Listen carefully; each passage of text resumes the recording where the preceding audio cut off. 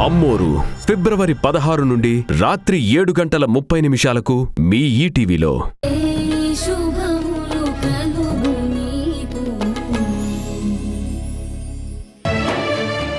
ఆయన నా మీద ఎంత ప్రేమని చూపించినా నేను మాత్రం కోపాన్ని చూపించాను.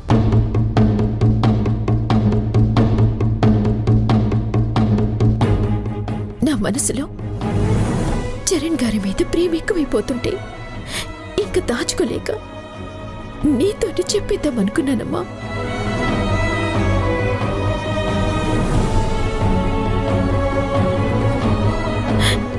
కానీ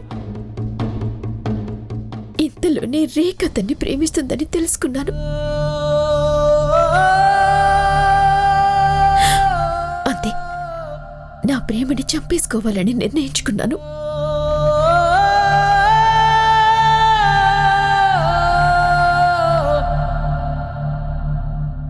రేఖ ప్రేమ గెలవకపోతే ఏం జరుగుతుందో నాకు తెలుసు.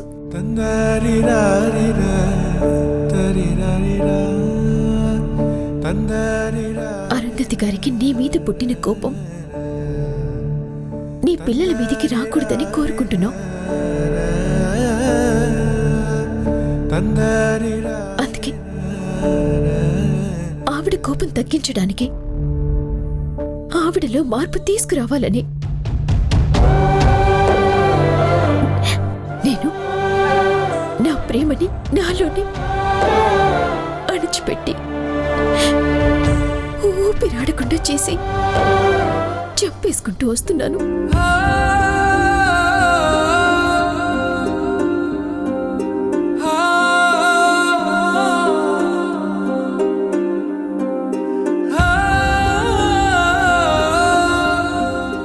రోజు పొద్దున్నే నియమాలు చదువుతున్నప్పుడు రహస్యాలు దాచకూడదని నియమం చదువుపోతే నా గుండె పట్టేసేది. చేస్తున్నది తప్పు అని తెలిసి గొంతు పూడుకుపోయేది.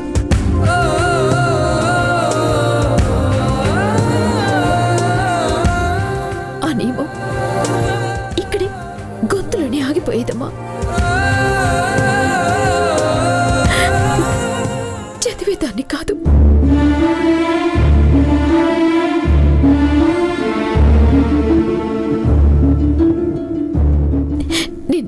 నిన్ను మోసం చేసినందుకు నన్ను క్షమించమ్మా. వరాహి,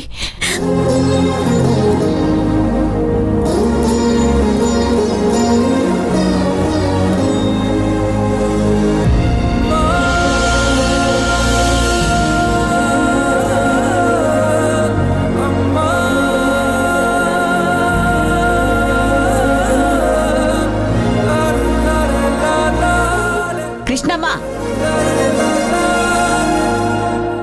ఇది నీకు తెలియకుండా ఇంత పెద్ద రహస్యాన్ని దాచిపెడితే దాన్ని నువ్వు హత్తుకుని ఓదారుస్తున్నావా? అంటే నువ్వు దీని ప్రేమను ఒప్పుకుంటున్నావా? దీనికి నువ్వు ఒత్తాసు పలుకుతున్నావా?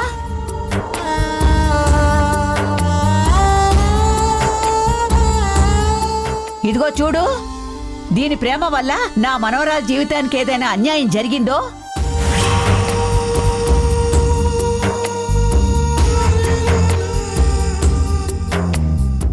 జరగదమ్మమ్మా. హాసిని జీవితానికి ఏ అన్యాయమూ జరగదు.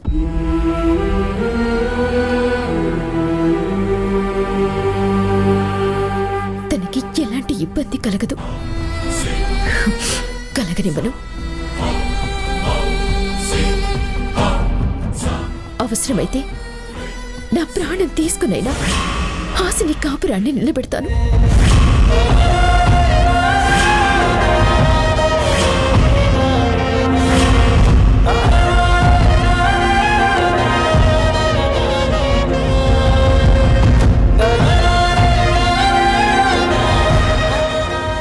నేను వాళ్లతో చెప్పినట్టు నీ ఇష్టానికి, అభిప్రాయానికి విలువ ఇచ్చి తీరాలి.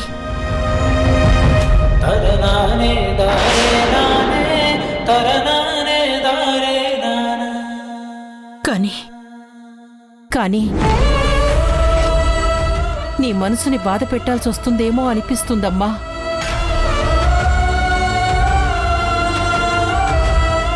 నన్ను క్షమించమ్మా. అమ్మా వద్దు, నువ్వు నా గురించి బాధపడద్దు. నేను అడ్జస్ట్ అవుతాను.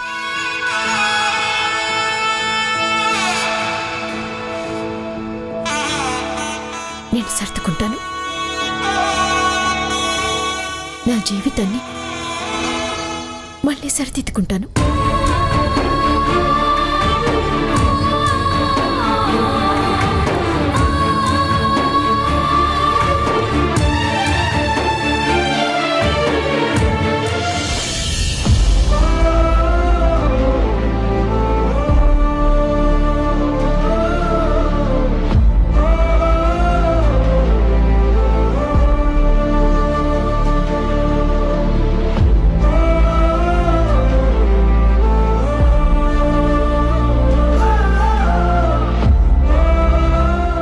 అమ్మ రేఖ, భోజనం చేశావా? చేసినట్టే ఉన్నాను. చేసినట్టు ఉండడం ఏంటి రేఖ? ఏంటమ్మా ఇది? నువ్విలా అయిపోతే ఎలా?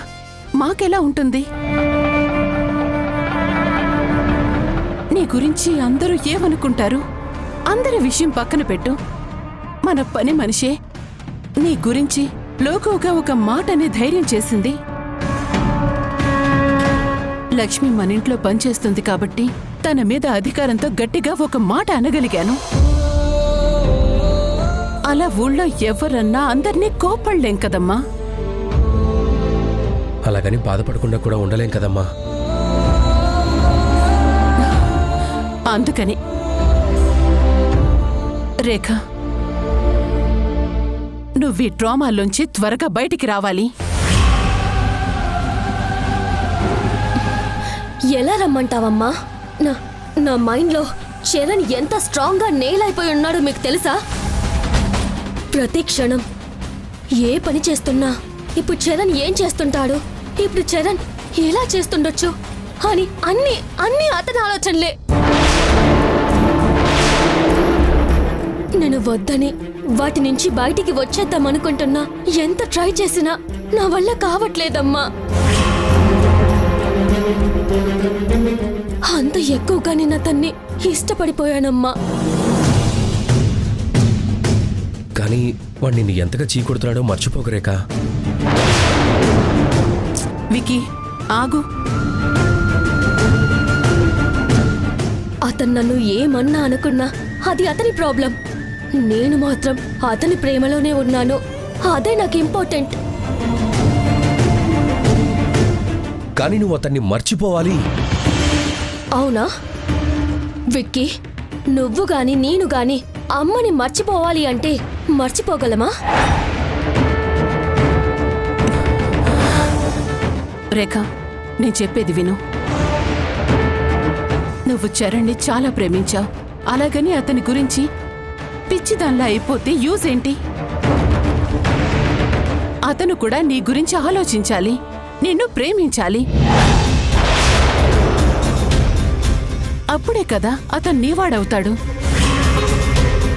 అతను నన్ను ప్రేమించాలంటే అతని మైండ్లో నుంచి, అతని లైఫ్లో నుంచి ఆ వారాహి వెళ్ళిపోవాలమ్మా.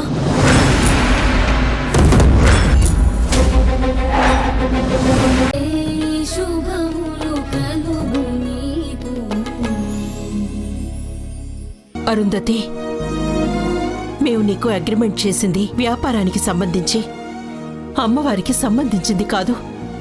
మీ వ్యాపారమే అమ్మవారి చీరతో మొదలైంది కృష్ణ తులసి.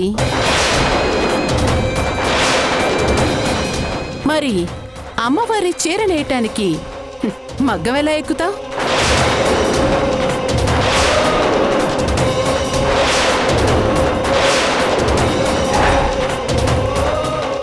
నువ్వు మగ్గం ఎక్కాలంటే నా అప్పు తీర్చాల్సిందే.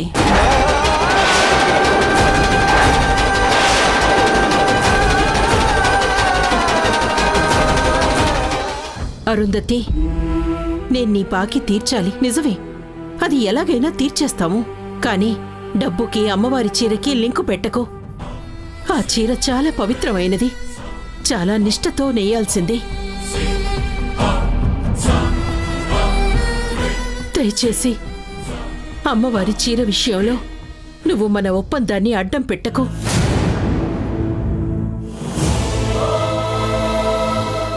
ఆ ఒక్క చీర నెయ్యటానికి ఒప్పుకో అరుంధతి. అలాగే ఒప్పుకుంటాను. ఆ చీరేంటి, అన్ని రకాల చీరలకి ఒప్పుకుంటాను. నా అప్పుని తీర్చేసేయ్.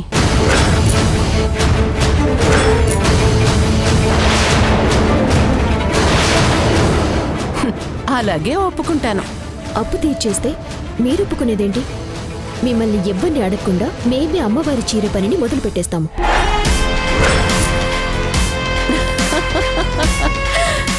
ఏంటి కృష్ణ తులసి ఇది? ఆ రోజు మీకు డబ్బులు ఎక్కడ దొరకకపోతే నేను మీ ఇంటికొచ్చి మీ పరిస్థితికి జాలిపడి అంత డబ్బు ఇస్తానని చెప్పాను. ఆ రోజు మీ గొంతులు ఎంత గట్టిగా లేవలేదెందుకు?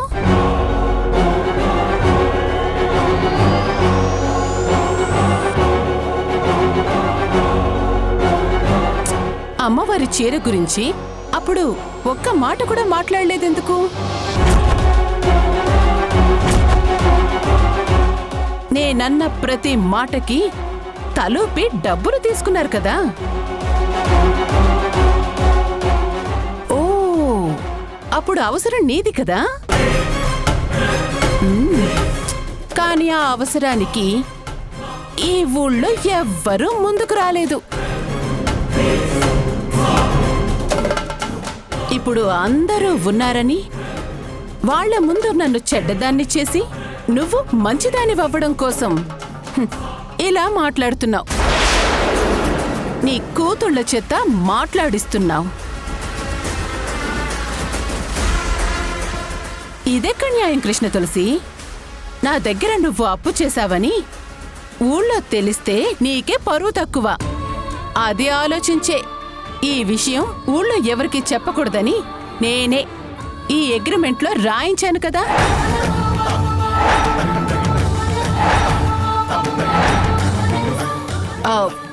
మరి నా మంచితనాన్ని ఇప్పుడు ఇలా చెడు చేయటం ఏమైనా బావుందా? ఎవరికీ చెడు చెయ్యాలన్న ఉద్దేశం నాకెప్పుడూ లేదు అరుంధతి. నీ బాకీ తీర్చటానికి కొంచెం టైం ఇవ్వమని అడుగుతున్నావు అంతే.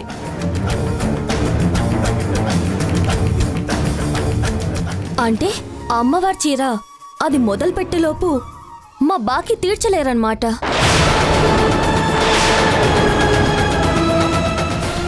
మీ దగ్గర తీసుకుంది 1,00,000 2,00,000 కాదు, 25 లక్షలు.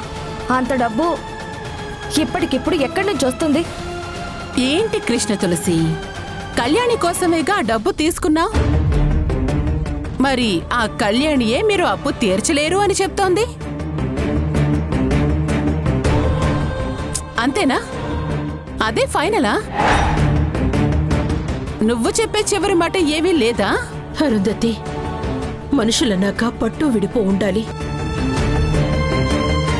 మా పరిస్థితి నీకు తెలిసి కూడా మీరిలా ఇలా అడగడం తప్పంటావా?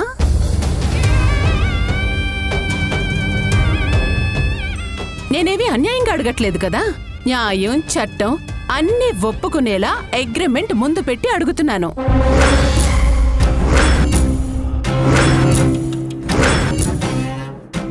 రెండు వారాల్లో మన గడువు పూర్తవుతుంది. ఈలోగా నా బాకీ తీర్చేయండి.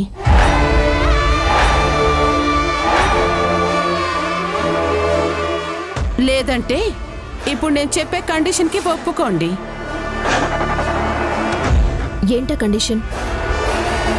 మీరు నా బాకీ తీర్చలేకపోతే ఈ సంవత్సరం నుంచి మీరు అమ్మవారికి చీరనేసే సాంప్రదాయాన్ని శాశ్వతంగా వదులుకోవాలి.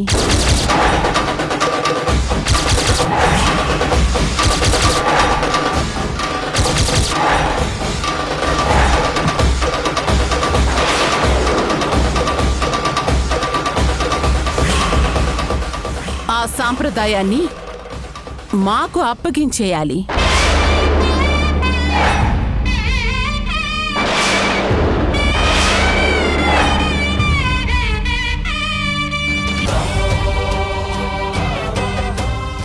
అమ్మ అరుంధతి గారు, మీకు ఒక విషయం చెప్పాలి. ఈ చీర సాంప్రదాయం అనేది కృష్ణమ్మ ఇంటి సాంప్రదాయం కాదు. వాళ్ళకి నచ్చిన వాళ్ళకి వాళ్ళు ఇవ్వలేరమ్మా. అలా అని ఇది వారసత్వం కూడా కాదు కదా సర్పంచ్ గారు. వాళ్ళే కంటిన్యూగా అమ్మవారికి చేరవాలని ఎక్కడ రాసిపెట్టి లేదు కదా.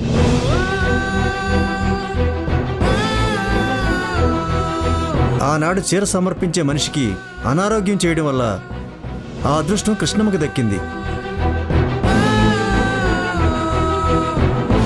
తన పిల్లల నలుగురిని పెంచుకుంటూ చాలా కష్టపడుతూ కూడా ఎంతో నిష్ఠతో చీరనేసి ఇచ్చేది. అందుకే కృష్ణమ్మ మీద మా అందరికీ అంత గౌరవం.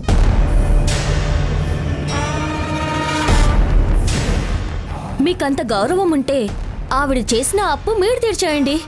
ఆవిడ చేతే చీర నేయించుకోండి. ఎవరొద్దన్నారు?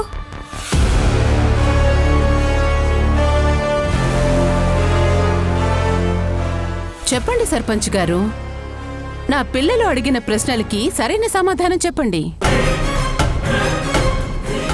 కృష్ణ తులసి నాకు అగ్రిమెంట్ రాసింది. మీకు తనతోనే చీర నేయించుకోవాలని అంత కోరికగా ఉంటే అలాగే నా కూతురు చెప్పినట్టు చేసేయండి.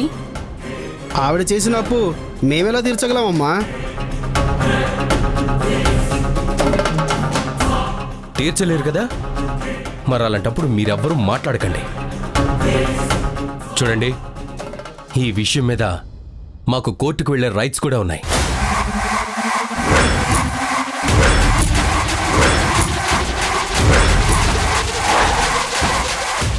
అక్కడికి వెళ్ళి కేసుని ఎన్ని రోజులైనా సాగదీయగలిగే తెలివితేటలు మా లాయర్కున్నాయి.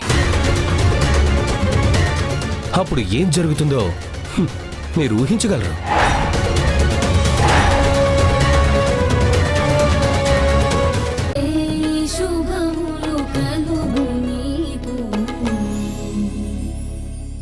పగలగొట్టు. ఏంటి? నువ్వు కరెక్ట్ గానే విన్నావు. పగలగొట్టు.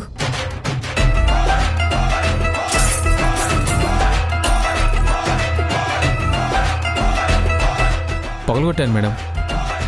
ఇంకా పగలగొట్టు. ఇంకానా? కొట్టరా.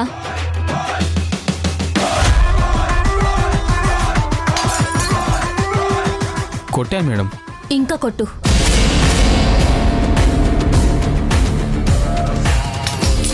కొట్టాను మేడం. ఇంకా ముక్కలు ముక్కలుగా పగలగొట్టు.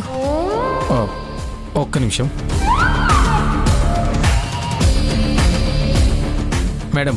ముక్కలు ముక్కలుగా కొట్టాలి, అంతేగా? కొడతాను.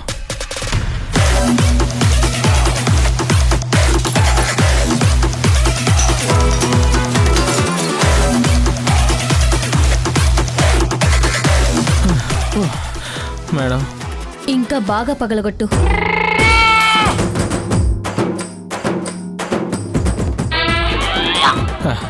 మేడం, ఇంతకన్నా గొప్పగా అద్దాల పచ్చడి ఎవ్వరూ చేయలేరండి. గుడ్. ఇప్పుడు ఈ పచ్చడంతా తినేసేయ్. నన్ను ఇంప్రెస్ చేయడానికి ఎంత కష్టమైనా పడతానన్నావు కదరా. కష్టపడ్డమంటే ఇదా? దీన్నెలా తింటారండి? నువ్వే కదరా అద్దాల పచ్చడి అన్నావు. పచ్చడి అంటే తినేదే కదా. మేడం, మీకు దండం మేడం. ఇది తింటే చచ్చిపోతాను మేడం. అయితే ఆ పీస్లన్నీ అతికించి మళ్ళీ అద్దంలో చేసేయ్. నేను రోజు ఫేస్ చూసుకుంటాను. అమ్మ బాబోయ్ మేడం, ఇంకెప్పుడు ఇంప్రెస్ అనే మాటే వాడను. ఏం పని మీద పిలిచారో చెప్పండి మేడం. అది అలా లైన్ మీదుండు. వారాహి వాళ్ళ ఇంటికెళ్ళి వాళ్ళు డబ్బు కోసం ఏమేం ట్రయల్స్ చేస్తున్నారో తెలుసుకొని నాకు చెప్పు. ట్రయల్స్ తెలుసుకుంటే సరిపోతుందా మేడం? రియల్స్ అక్కర్లేదా? ఏరా అద్దం అతికిస్తావా? అమ్మో వద్దు మేడం, వారాహి వాళ్ళ ఇంటికి వెళ్ళిపోతాను. వెళ్ళు.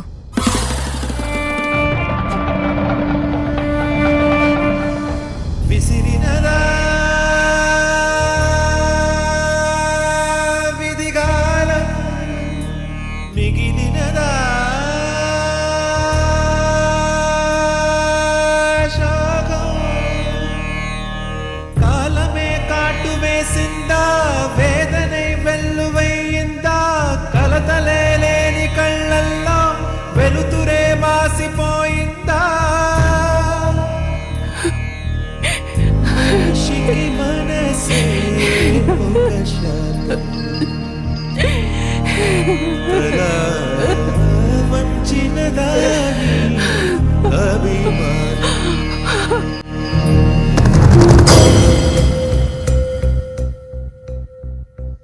గడువులోగా డబ్బివ్వకపోతే చీరనేసే సంప్రదాయాన్నే కాదు, మగ్గాన్ని కూడా మాకు అప్పగించాలి.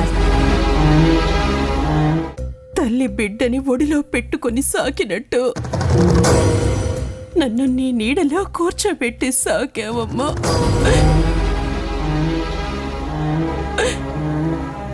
నన్ను 10 మంది ముందు తలెత్తుకు నిలబడేలా చేశావు.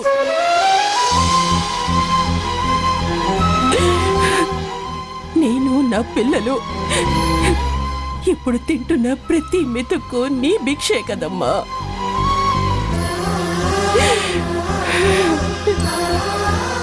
నా భర్త వదిలేసి నాకున్నదంతా ఓడ్చుకుపోయి నేను నడి రోడ్డున నిలబడ్డప్పుడు నాకు నువ్వే ధైర్యం చెప్పావు, తిండి పెట్టావు. నీ కాళ్ళ దగ్గరే నేను బతికాను కదమ్మా.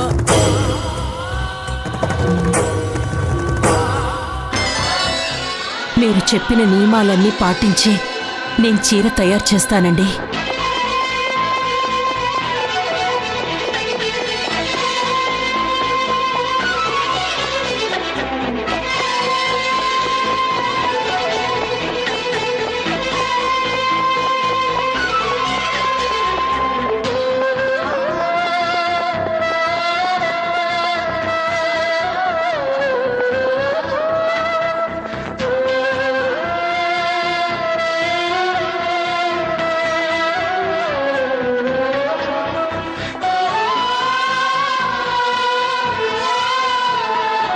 నన్ను 10 మంది ముందు తలెత్తుకు నిలబడేలా చేశావు. నేను నిన్ను చూసుకునే ధైర్యంగా నా 4 ఆడపిల్లల్ని పెంచుకున్నాను.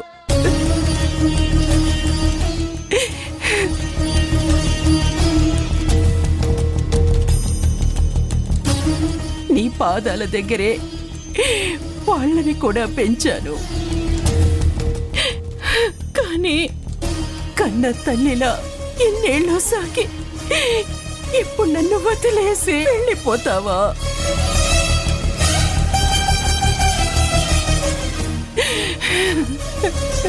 నువ్వు లేకపోతే నేనెలా బతకగలనమ్మా? నాకు ధైర్యం ఎవరు చెప్తారు? ఈ చేత్తో నీ మీద నూలు వడికాను, చీరల్లేశాను. ఈ చేత్తోనే ఆ చీరల వ్యాపారం చేసి డబ్బులు సంపాదించుకున్నాను.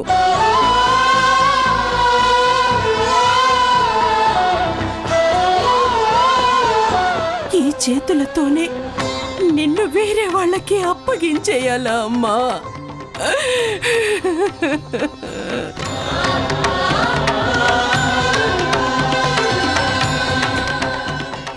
వద్దమ్మా, నేను నీకు దూరమై బతకలేను, నిన్ను వేరే వాళ్ళకి ఇవ్వలేను.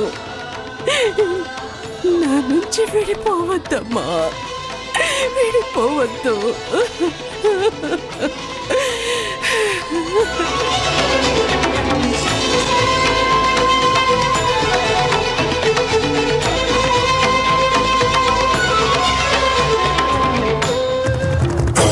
నాకింత పరీక్ష పెట్టద్దు, ఈ బాధ నేను భరించలేను.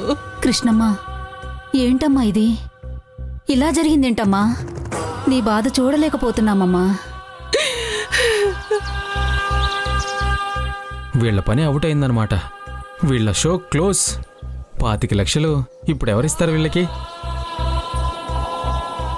నీ కష్టం తీర్చడానికి తలో చెయ్యేసి సాయం చేద్దామంటే అది చిన్న మొత్తం కాదు.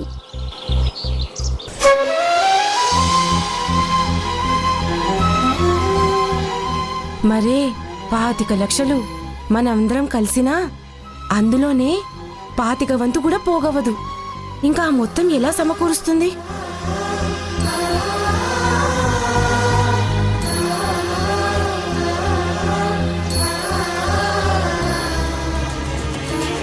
కృష్ణమ్మ గారు,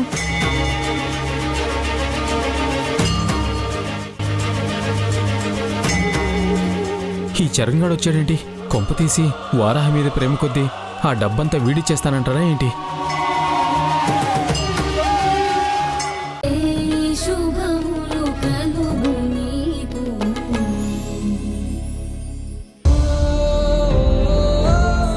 చీర సాంప్రదాయం మిస్ అవ్వడం అంటే చాలా బాధగా ఉంది. అరుంధతి గారు, అరుంధతి గారు,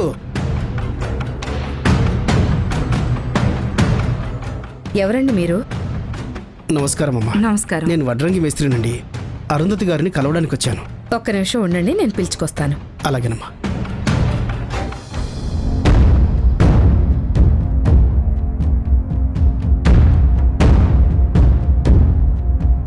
హలో,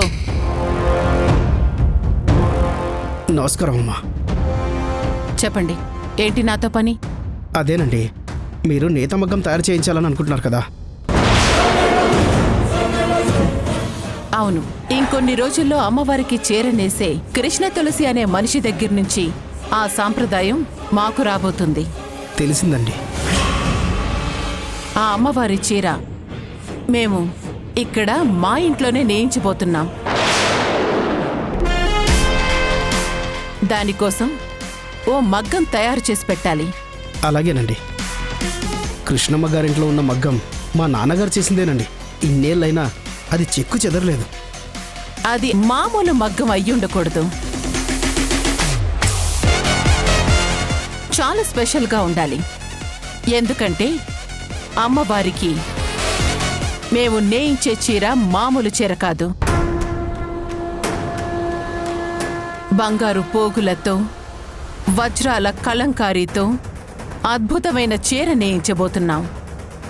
అందుకు తగ్గ మగ్గం కావాలి. అలాగేనండి. మగ్గాన్ని ఎక్కడ ఏర్పాటు చేయాలి?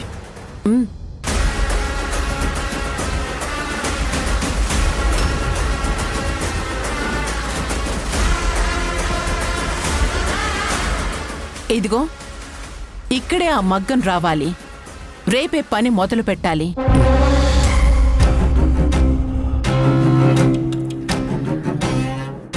పది రోజుల్లో మగ్గం తయారీ పూర్తవ్వాలి. ఆ తర్వాత రోజు నుంచే ఆ చీరని నేయటం మొదలు పెట్టాలి. నేత పని మొదలు పెట్టే ముందు ఆ మగ్గానికి 4 వేద పండితులతో పూజ చేయిస్తాను.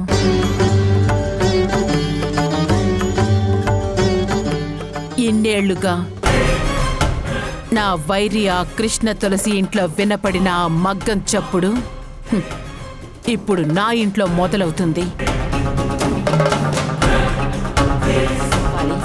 అలాగేనమ్మా.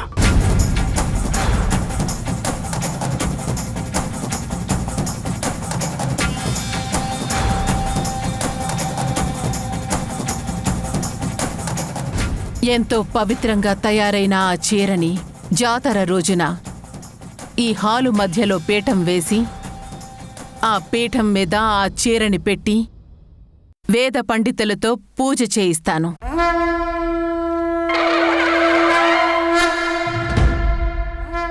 ఆ పూజకి రాజస్థాన్ నుంచి నా బంధు బలగాన్ని, నా స్నేహితుల్ని, నా వ్యాపార భాగస్వాములని ఆహ్వానిస్తాను.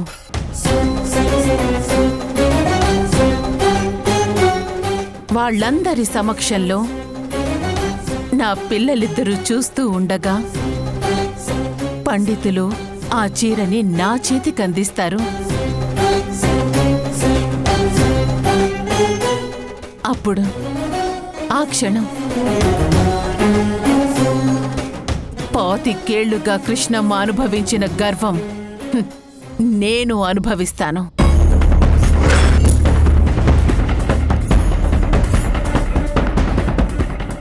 అట్నుంచి నా పిల్లలు, ఇట్నుంచి నా పిన్ని, చుట్టూ బంధుమిత్రుల బలగం, ఊరి పెద్దలు, ముత్తైదువులు అందరూ వచ్చి చేరాక మేళ తాళాల మధ్య ఆ చీరని బంగారు పళ్ళెంలో పెట్టుకొని గర్వంతో తలెత్తుకొని అంగరంగ వైభవంగా నేను నడుస్తూ ఉంటే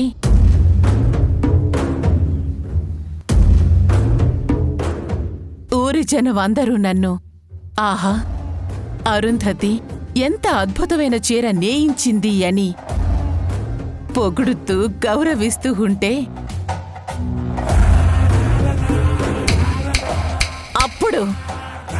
అప్పుడు కదా ఆ కృష్ణ తులసి మీద నేను నిజమైన విజయం సాధించినట్టు.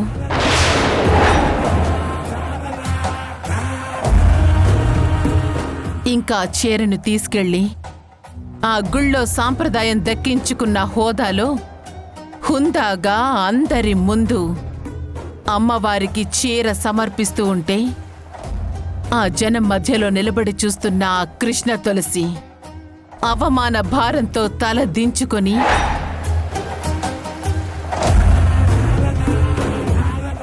నా గొప్పతనాన్ని చూసి కుళ్ళి కుంచుకుపోతూ ఉంటే ఏడుస్తూ ఉంటే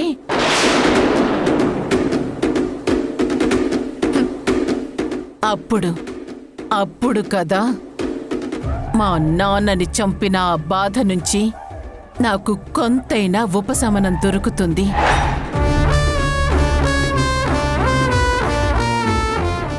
ఆహా అరుంధతి, నువ్విలా చెప్తూ ఉంటే అంత కళ్ళకు కట్టినట్టు ఎంత బాగా కనపడుతుందో.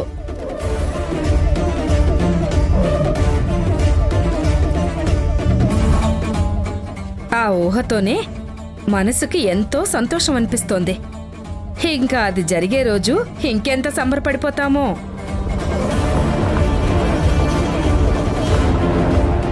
ఖచ్చితంగా జరుగుతుందమ్మమ్మా. అమ్మ కోరిక నా కోరిక తీరిపోతాయి.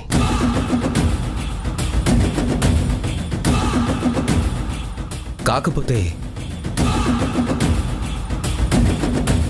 మనం అందరం అంత ఆనందంలో ఉంటే ఈ ఇంటికి దిష్టి తగులుతుంది కదా. అందుకే ఆ దిష్టి తగలకుండా ఒక దిష్టి బొమ్మ మాత్రం మన ఆనందం చూస్తూ ఏడుస్తూ ఇంట్లో కూర్చుంటుంది.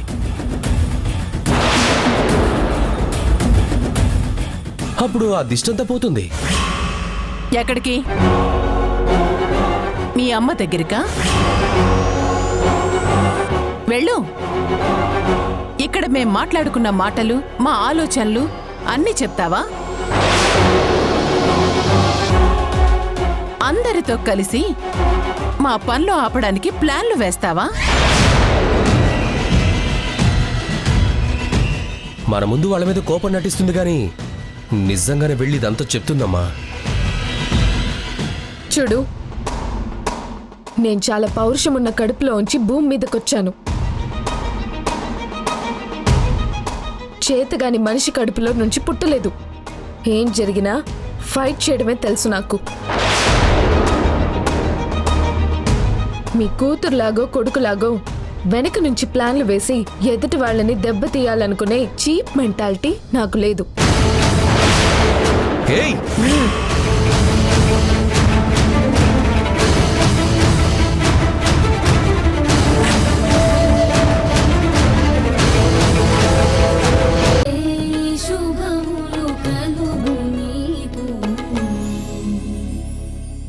నా వాళ్ళకి దూరంగా నేనుండలేను, కానీ తప్పదు.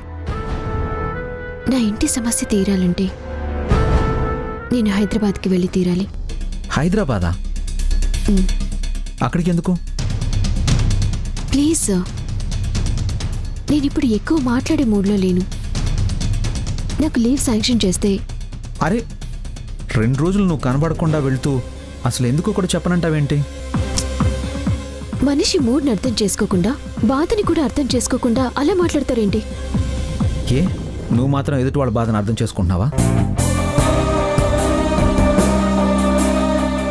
మీ గురించి నాకేం చెప్పకండి. నాకు లీవ్ ఇచ్చేస్తే నేను వెళ్ళిపోతాను. అంతే. నువ్వేం కావాలనుకుంటే అది మాత్రం జరగాలి నీకు. నేనేం కావాలనుకుంటున్నానో మీకు తెలుసా? జరిగేదంతా నాకు కావాల్సిందో కాదో మీకు తెలుసా? ముందు సైన్ చేయండి. అవతల హైదరాబాద్కి తీసుకెళ్లే మనిషి మధ్యాహ్నానికల్లా మా ఇంటికి వస్తానని చెప్పింది.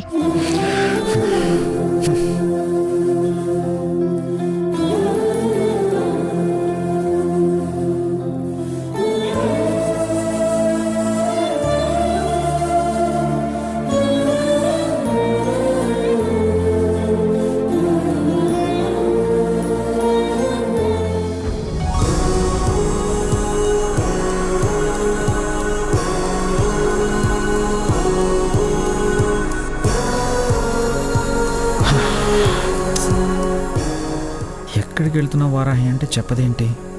అవును, కళ్యాణికి ఫోన్ చేస్తే చెప్తుంది కదా. కళ్యాణి,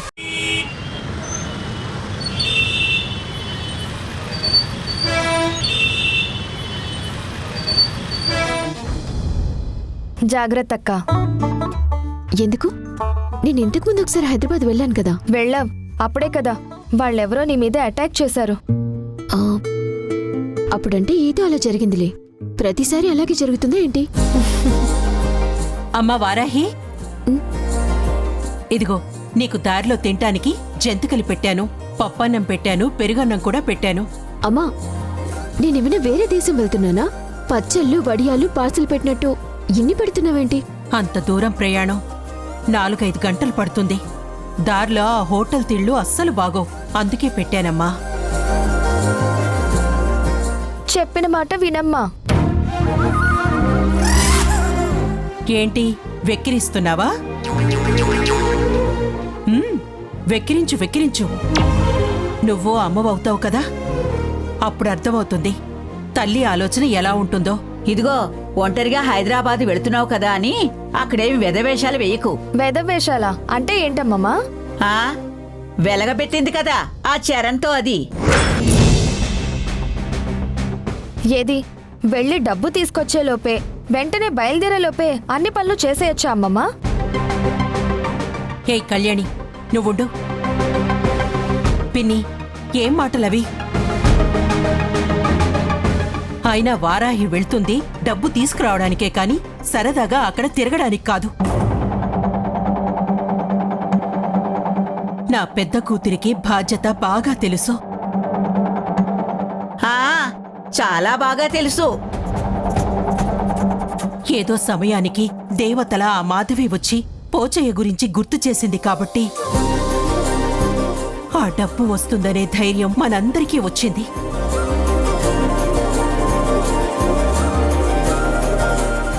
ఒక్కసారిగా అందరి మనసులు తేలికగా అయిపోయాయి. ఇలాంటి మంచి వాతావరణంలో ఎలాంటి చెడు మాటలు మాట్లాడొద్దు, ఎలాంటి చెడు ఆలోచనలు చెయ్యొద్దు.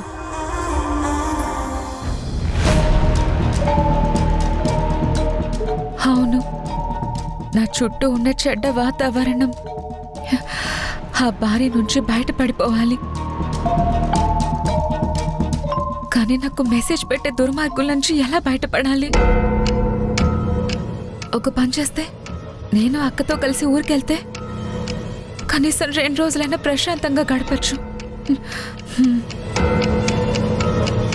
అలాగే అమ్మా. మాధవి ఇంకా రాలేదేంటి? అక్క, నేను నీతో వస్తాను. ఏంటి, నువ్వొస్తావా? అవునక్క, నాకింట్లో ఉండి ఉండి చాలా బోరింగ్గా ఉంటుంది. హైదరాబాద్ వస్తే కొంచెం చేంజ్ ఉంటుంది కదా. అవునమ్మా, ఆ ప్రణయ్ విషయంలో పోలీసులు రావడం జరిగినప్పట్నుంచి సునైన మనలో ఉండట్లేదు. కనీసం అలా వెళ్ళి వస్తేనన్నా కొంచెం జరిగింది మర్చిపోయి మామూలవుతుంది. తీసుకువెళ్ళమ్మా. సునైనా, నువ్వు వెళ్ళి బట్టలు తెచ్చుకో. అలాగే అమ్మా. సునీనా, ఈ బ్యాగ్ తీసుకెళ్లి ఇందులోనే నీ బట్టలు పెట్టే. సరే అక్క. వారాహి, వారాహి. మాధవి గారు, మీతో పాటు నేనొక్కదాన్నే కాకుండా మా చెల్లి కూడా రావచ్చా? మీ చెల్లా? మీకేం అభ్యంతరం లేకపోతేనే. నాకేం అభ్యంతరం ఉంటుంది? నేనేమన్నా మిమ్మల్ని మోసుకెళ్తున్నానా? కారేగా తీసుకెళ్లేది. హ్యాపీగా రావచ్చు.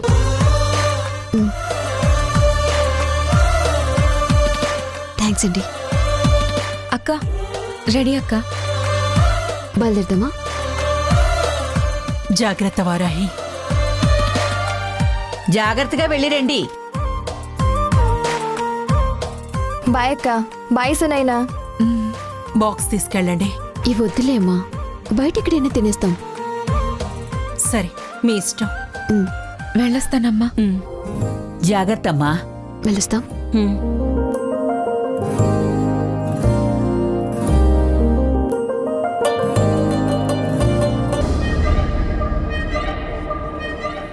ప్రణయ్,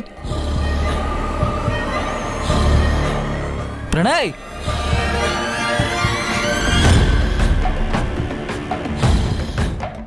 ప్రణయ్ ప్రణయ్ ప్రణయ్ ఈడేంటి ఎక్కడికి వెళ్ళాడు? ఎవరన్నా వీడు బతికే ఉన్నాడని తెలుసుకున్నారా? ప్రణయ్ రేయ్ ఎక్కడ? రేయ్ నువ్వేనా? ఇలా భయపెట్టావేంట్రా బాబు? పొరపాటున ఎవరన్నా లోపలికి వస్తే తప్పించుకోగలనా లేదా అని టెస్ట్ చేస్తున్నాను రా. నువ్వు టెస్ట్ చేసుకోవడం కాదురా, నాకు రెస్ట్ ఇన్ పీస్ అని వేసేలా ఉన్నావు.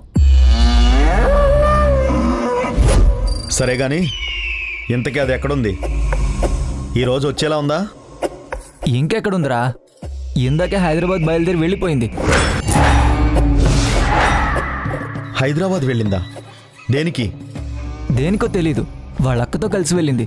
వాళ్ళ బయట కారు ఎక్కుతూ మాట్లాడిన మాటల్ని బట్టి 2 days కోసం వెళ్ళినట్టుంది. కారులోనా? వాళ్ళకి తెలిసిన వాళ్ళ కారు అనుకుంటా. అంటే దానికి చచ్చిన వాడి శవం అంటే భయం లేదు, బెదిరిస్తున్న వాడి మాట కౌంట్ చేయట్లేదన్నమాట. నేను రమ్మని మెసేజ్ పెట్టినా పట్టించుకోకుండా వెళ్ళిపోయిందన్నమాట. కాదురా, నీ నుంచి 2 days అయినా తప్పించుకోవచ్చని వెళ్ళినట్టుంది. దానికి అర్థమైపోయింది. ఏమని? మనం ఎప్పటి వరకు దాని వీడియోని బెదిరించడానికి వాడుకుంటున్నాం తప్ప నిజంగా బయట పెట్టము అని. అలా ఎందుకు అనుకుంటుంది? ఎందుకంటే మనం ఆ వీడియోని వాళ్ళ ఇంట్లో వాళ్ళకి మాత్రమే పంపించాం తప్ప బయటికి ఎలాంటి లీకు ఇవ్వలేదు. అది అర్థమయ్యే ధైర్యంగా హైదరాబాద్ వెళ్ళింది. అక్కడైతే కొంచెం ప్రశాంతంగా ఉండొచ్చని.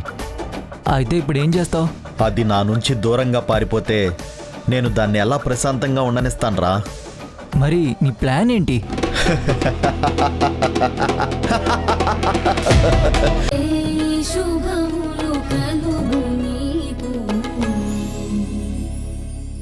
ఇంత పెద్ద సమ్మిట పోటు నా నెత్తిన వేస్తుందనుకోలేదు. కృష్ణ తులసి, నువ్వేం చెప్పినా నమ్మడానికి మేం సిద్ధంగా లేము.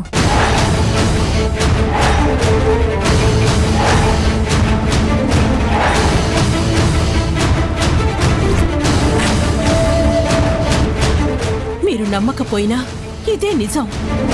నాకు ఈ పెళ్ళి అసలు ఇష్టం లేదు. అయినా ఊరి పెద్దలంతా వచ్చి నన్ను ఒప్పించి నీ కూతుర్ని నా ఇంట్లోకి పంపించారు.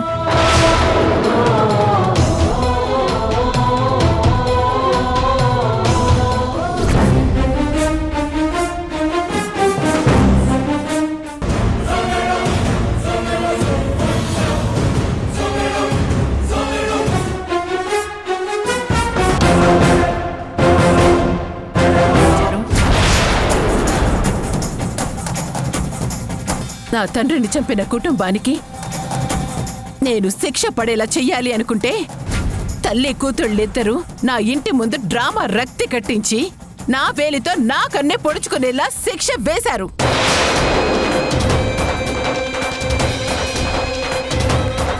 అయినా భరించాను. మాతో గొడవపడి నీ కూతురు బయటికి వెళ్ళిపోతే మళ్ళీ బ్రతిమాలి నాకు సారీ చెప్పించి రెండోసారి మళ్ళీ నా ఇంట్లోకి పంపించావు. మా లాయర్ ద్వారా మేమే విడాకులు తీసుకుందామని ట్రై చేస్తే అప్పుడు కూడా సేమ్ డ్రామా రిపీట్ చేశారు. అన్నీ సహించి కోడలిగా యాక్సెప్ట్ చేసి ఇంట్లో ఉండనిస్తే నీ కూతురు మాకిచ్చిన బహుమతిది.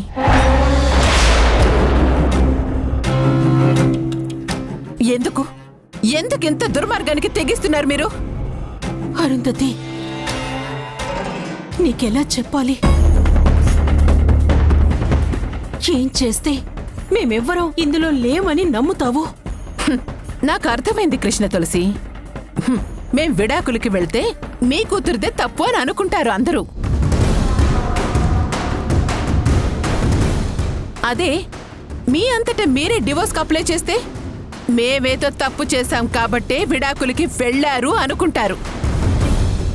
లేదరుంధతి, అపార్థం చేసుకోవద్దు. అదొక్కటే కాదమ్మా, మనం వీళ్ళని డబ్బులు అడిగాం కదా, అందుకే మనని ఊరందరి ముందు బ్యాట్ చేయటానికి మన మీద పగ తీర్చుకోవడానికే ఉన్నట్టుండి డివోర్స్ టాపిక్ తీసుకొచ్చారు. అవునమ్మా, డివోర్స్ అడిగితే ఊరందరి ముందు ఇది సాల్వ్ అయ్యాక చీర సంప్రదాయం గురించి మాట్లాడదాంలే అని అంటారేమో అని వీళ్ళ కన్నింగ్ ప్లాన్.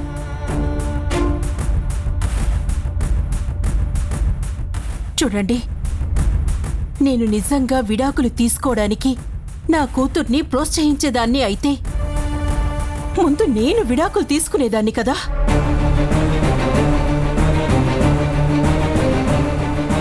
నా భర్త నన్ను దూరం పెట్టేసి 20 ఏళ్లైనా విడాకులు తీసుకోకుండా తాళిబొట్టును మెళ్ళోనే ఉంచుకొని దుర్మార్గుడైన భర్తని ఈ గుండెల మీద మోస్తూ ఉన్నాను. అతను మీతో కలిసి నన్ను చెడు చెయ్యాలని చూస్తున్నా అన్నీ భరిస్తున్నానే కాని అతని నుంచి విడాకులు మాత్రం తీసుకోవట్లేదు. ఎందుకో తెలుసా?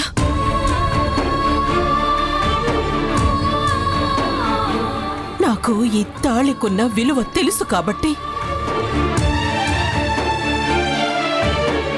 అలాంటిది నేను నా కూతురి మెడ బోసిపోయేలా చేస్తానా? లేదరుంధతి, నువ్వనుకున్నది చాలా తప్పు. నాది తప్పో పొప్పో నాకు అనవసరం. ఈ ఊరందరి ముందు నీ కూతుర్ని కోడలిగా ఒప్పుకున్న తర్వాత ఇప్పుడు మళ్ళీ ఈ విడాకులంటే మాత్రం నాకున్న పరువు ప్రతిష్ట అన్నీ ఇసుక తుఫాన్లో కొట్టుకుపోయినట్టవుతుంది. అలా జరగడానికి వీల్లేదు. నువ్వేం చేస్తావో నాకు అనవసరం. ఈ డివోర్స్ అప్లికేషన్ కోర్టుకి వెళ్ళటానికి వీల్లేదు. అలాగే అరుంధతి, ఖచ్చితంగా ఇది ముందుకు వెళ్ళదు. నువ్వు చెప్పినా చెప్పకపోయినా నేనే దీన్ని ఆపేస్తాను.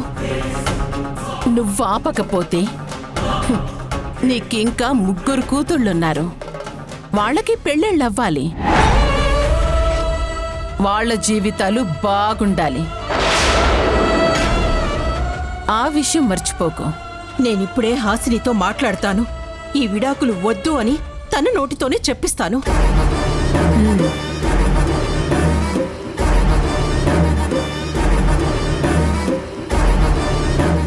మీరే చెప్పండి ఫ్రెండ్స్, నేను చేసిన పని కరెక్టా కాదా చెప్పండి. హాసిని, నేను షాక్ ఇచ్చాను కదా, ఏం చేయాలో అర్థం కాక మా అమ్మని పిలిపించింది అరుంధతి. ఏంటి నువ్వు చేస్తున్న పని? ఫ్రెండ్స్, నేను కాసేపు తర్వాత లైన్లోకి వస్తాను. బాయ్. అడుగుతుంటే సమాధానం చెప్పవేంటి? విడాకులు ఇవ్వడానికి సిద్ధపడ్డావంట, లాయర్లు పిలిపించావంట, కాగితాలు రెడీ చేయమన్నావంట. హాసిని, సమాధానం చెప్పు. ఏదో చిన్న పిల్లవని ఏ తప్పు చేసినా అన్నిటికీ సర్దుకుంటూ వస్తున్నాం. మమ్మల్ని ఎలా చూస్తున్నా ఊరుకుంటున్నాం. కానీ ఇలా జీవితాలు పాడు చేసుకుంటానంటే మాత్రం చూస్తూ ఊరుకోను. సమాధానం చెప్పు.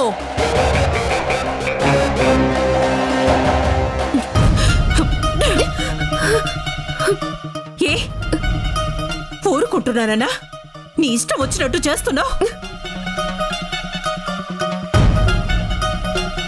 చెయ్యి. ముందు ఆ లాయర్కి ఫోన్ చెయ్యి. ఆ విడాకుల కాగితాల్ని చించి పాడేమని చెప్పు. నువ్వు చేసిన పనికి అరుంధతి ఎంతో బాధపడుతోంది. వచ్చి అరుంధతికి క్షమాపణ చెప్పు. రా. నేను చెప్పను.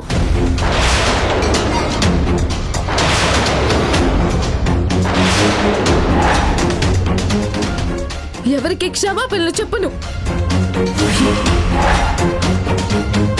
మీ ఎవరితో మాట్లాడను. నాకు విడాకులు కావాలి. విడాకులు కావాలి. విడాకులు కావాలి. ఆపు హాసిని, విడాకులు కావాలి. ఆపు హాసిని, కావాలి, ఆపు. కావాలి.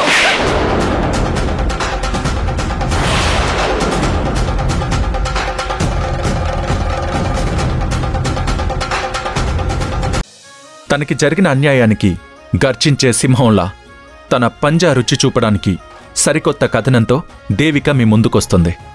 తప్పక చూడండి జీవన తరంగాలు.